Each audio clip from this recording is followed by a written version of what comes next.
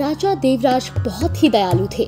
वो किसी का भी दुख नहीं देख पाते थे, लेकिन वो दयालु होने के साथ साथ बहुत बुद्धिमान भी थे।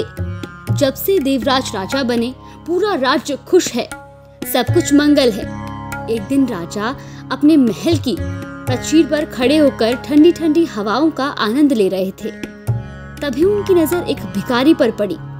वो भिखारी महल की दीवार से अपनी पीठ खुजला रहा था।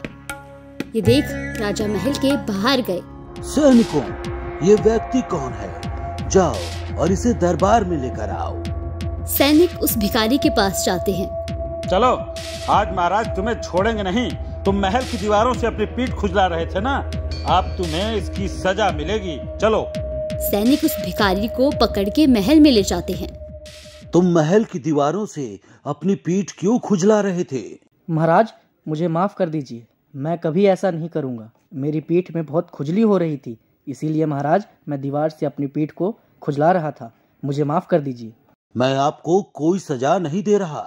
सेवक, एक काम करो, इन्हें 20 सोने की मुद्रा दे दो। जी महाराज। सेवक जाता है और 20 सोने की मुद्राएं लाकर उस आदमी को दे देता है। और जैसे ही ये बात अन्य भिखारियों को पता लगी, थोड़े समय बाद राजा देखते हैं 2 अन्य भिखारी दीवार पर अपनी पीठ रगड़ रहे हैं। ये देख राजा ने अपने सैनिकों से कहकर उन दोनों को महल में बुलवाया। तुम दोनों महल से अपनी पीठ क्यों रगड़ रहे थे?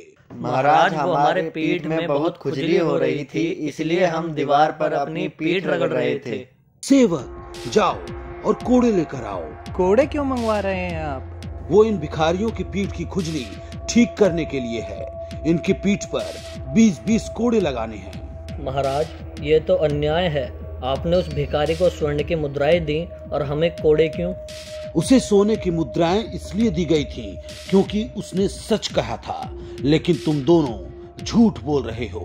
अगर चाहते तो तुम दोनों एक दूसरे की पीठ खुजला सकते थे, लेकिन तुम दोनों यहाँ सिर्फ लालच के कारण ही आए हो। राजा की ये बात सुनकर वो दोनों बहुत शर्मिंदा होते हैं और अपनी गलती के लिए राजा से माफी मांगते हैं।